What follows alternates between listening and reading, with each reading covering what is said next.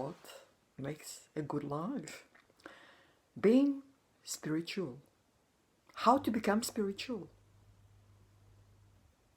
Is this something that sort of defies logic, that's against logic? Not at all. At this point of time in this world that appears to be the physical world that we all seem to live in, many people, and more people actually, all the time, are realizing that collecting material possessions, material experiences, and everything else that's out of this material world that we supposedly live in is not going to improve the quality of life that we experience. For the life to be good, to live a good life, to have a good life, there is obviously needed enough to guarantee the survival of the physical body. But whatever is more than that is actually not needed. And more people are realizing that. They're seeing that once you get to the certain level of guaranteeing survival, once you have your basic needs covered, all that is extra is actually not working in your favor. It's not improving the experience of your life, the quality of the experience of your life. It might actually work against it. And often it does work against it because it's something you don't need. It's a burden. It's something you need to maintain. It's something you need to keep up. It's something you need to worry about. It's a burden that you do not need. It does not improve the quality of your life, experience of your life. Because the quality of life is what you experience as your life. If what you experience is good, the quality of your life is good, and vice versa. So we're at this point in time where when we look around us and we look at the world around us as it is today, this material world that appears to be, it's not very pretty, is it? And it doesn't seem to be getting prettier either. And our personal inexperience of life is not all that pretty either. And all our expectations that we might have had and things we might have had achieved already have not given us the better quality of experience of life. That's why, especially in this sort of so-called developed world, where a lot of people have the survival guaranteed or taken care of, more and more people are becoming aware that another dimension of life is needed that is not to be found in gathering material possessions, material experiences, or experiences that come out of this gathering of material possessions. Something else is needed to get to the different stage, to the different level of experience of life. And that something else is not physical in nature. That's why I call it spiritual. And is to be found here and now. And it's absolutely logical. It is nothing to do with sort of a leap into something that's totally irrational. Not at all.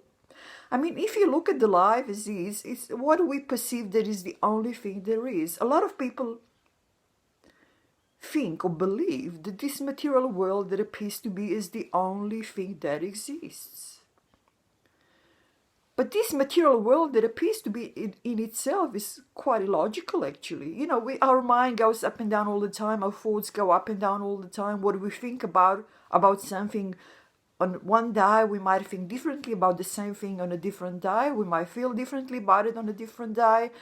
The human race, what was believed in, hundreds of years ago is today considered as a total sort of a nonsense, and so on and so on. Everything is fluctuating. Everything is changing all the time. And then there is a birth and there is a death. There is this material body that is deteriorating by the day, by the hour, by the second. We find ourselves in this time and space, in this material world that's supposed to be the only thing that there is, and everything is just quite illogical. And in the end, it sort of even ends, and where does it go? It seemingly goes nowhere, and everything is totally illogical. But when we open our mind to the possibility that this material world that appears to be, this body mind that appears to be is just a little part of the bigger picture. It's just a tiny part of the bigger picture, and that this bigger picture actually exists. actually exists, and it's totally logical, it's totally systematical. It makes a lot of sense. And this tiny part that we are seeing, that we are experiencing, because we are so totally focused on it, we've been brainwashed into it for decades of our lives, that this is the only thing there is, that this is the only thing that exists, that there is nothing else, and so on. And if we think that there is something else, we need to believe that there is something else and make this irrational leap into a belief. And so many people are turned off that because of this irrational sort of a nature of it. But what I'm saying to you is this, that there is a spiritual side to life, that the life itself is actually spiritual, which means non-physical. And what we're perceiving and what we are finding sort of real, whether it's real or not is a different question, but what we are perceiving is our daily reality. It's just a tiny, tiny bit of a picture, of a bigger picture that makes an absolute sense, much more sense than this tiny part of the picture that we are being focused on at this moment in time, and we believe, or many people believe, that there is all there is. So all that is needed to immensely improve the quality of experience of life will change immensely when you open up this spiritual dimension.